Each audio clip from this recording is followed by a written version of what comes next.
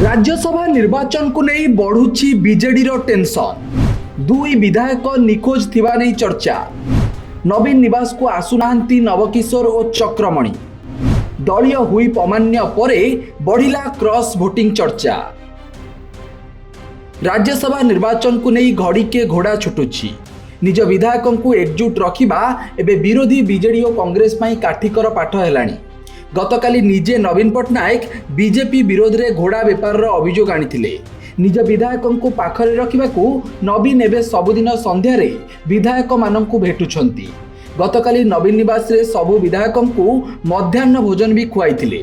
कौनसी विधायक भुवनेश्वर न छाड़िबाकू दलीय हुईप मध्य जारी होईछि। हेले नवीन को सबु प्रकार कसरत सत्वे बीजेडी रो 3 रु 4टी भोट गड़बड़ हेबा एक प्रकार निश्चित भली लागिलाणी। एमितिरे 3 जण विधायक शुक्रवार ठारू बीजेडी बैठक में सामिल होउनांती। सेमाने हेले कटक चौद्वार विधायक सौभिक विश्वाल, जयदेव विधायक नवकिशोर मल्लिक और बालीगुड़ा विधायक चक्रमणि कहार। एमानक मध्यरु सौभिक बिगड़िबा स्वाभाविक, कारण तांको बापा प्रभात विश्वाल को दलरू बहिष्कार कराजिबा सह अपमानित करा जाइछि।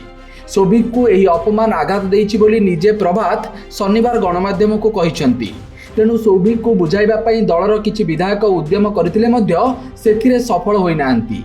हेले नवकिशोर और चक्रमणि को अनुपस्थिति एबे बेस रहस्यजनक होई पड़िछि। एही दुई विधायकंक सह जोगाजोग होई पारुनी।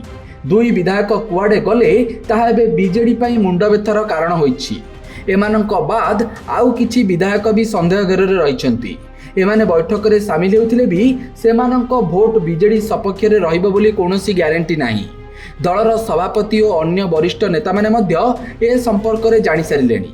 तथापि समस्त को एकजुट रखा शेष प्रयास करुछंती।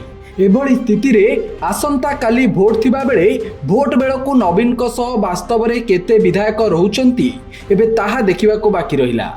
Bureau report, Satyapath news.